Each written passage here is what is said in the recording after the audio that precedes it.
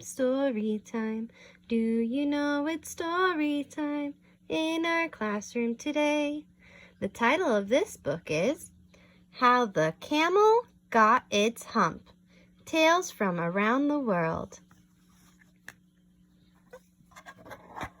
How the Camel Got Its Hump, Tales from Around the World, by Justine and Ron Fontes and illustrated by Kiko Montoyama. Welcome, I am Shahrazad, and I know 1001 tales. Today I will tell you some camel tales, for the camel is a most amazing animal. Every part of its body is just right for life in the hot, cold, windy, and dry desert. But no part of the camel's body is more amazing than its hump. How did the camel get its hump? Listen and I will tell you.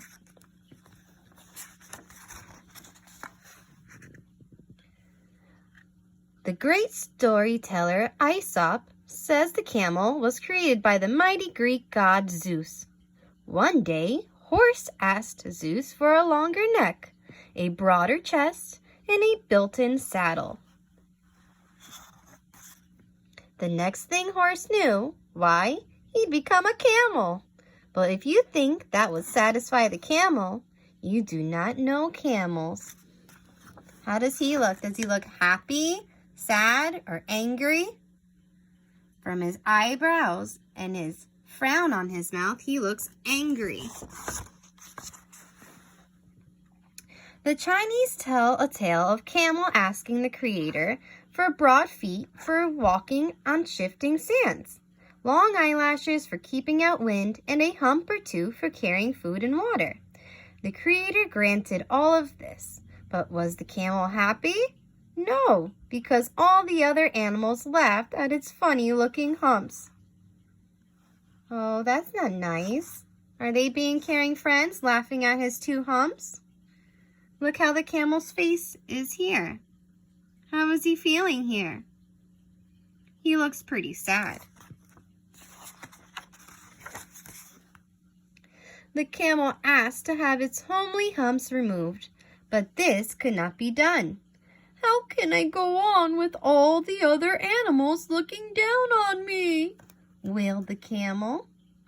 There's that word, wailed. What does wailing mean? Do you remember what wailing means? You shall look down on them, thundered the creator. From that day on, camels had such a haughty look that no animal ever dared laugh at them again.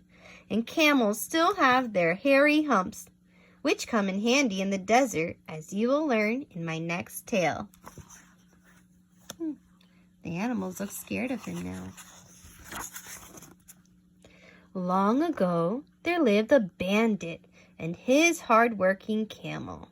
So a bandit, friends, is someone who likes to make a lot of trouble, who's not a good guy. Day and night, they rode over the endless shifting sands. They rode in the heat of day.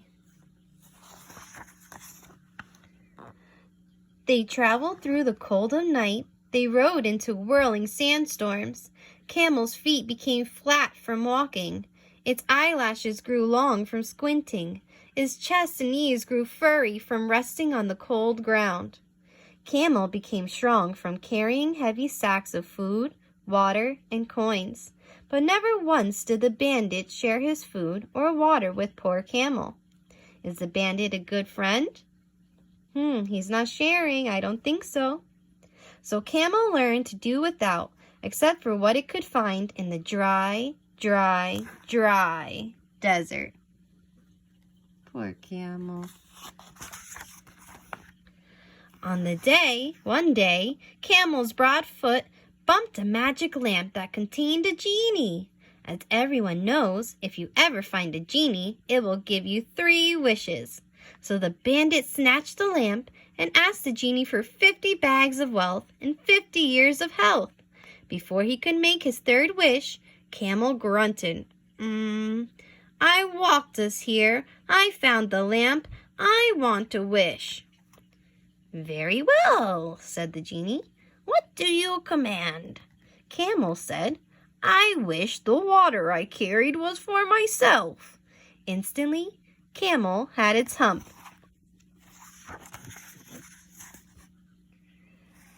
And the bandit had his 50 bags of wealth, but he didn't pay taxes on it. So the bandit was sent to jail, where he was always thirsty for 50 years.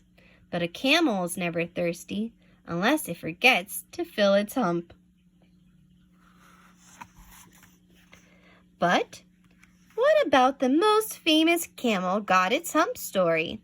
The one by Rudyard Kipling. That story takes place when the world was so new that there were only a few animals, including the lazy camel.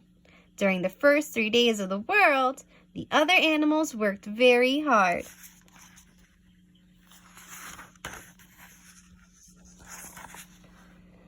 Then Horse asked Camel to trot with him, but Camel said, "Humph."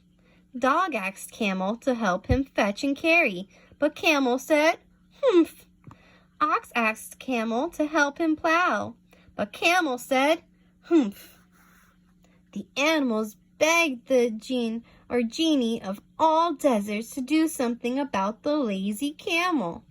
"He won't trot," said the horse. "He won't fetch," said the dog. "He won't plow," said ox. "He just says, 'Humph.'" "I'll humph him if you'll kindly wait a minute," said the genie. Alakazam! To the camel, the genie said, "Do you see that? That's your very own humph that you brought on your very own self by not working." "How can I work with a hump on my back?" the camel humphed. The genie explained, "You can work 3 times harder because you can live off your hump." And the camel still works 3 times harder because it has never caught up with the 3 days that it missed at the beginning of the world.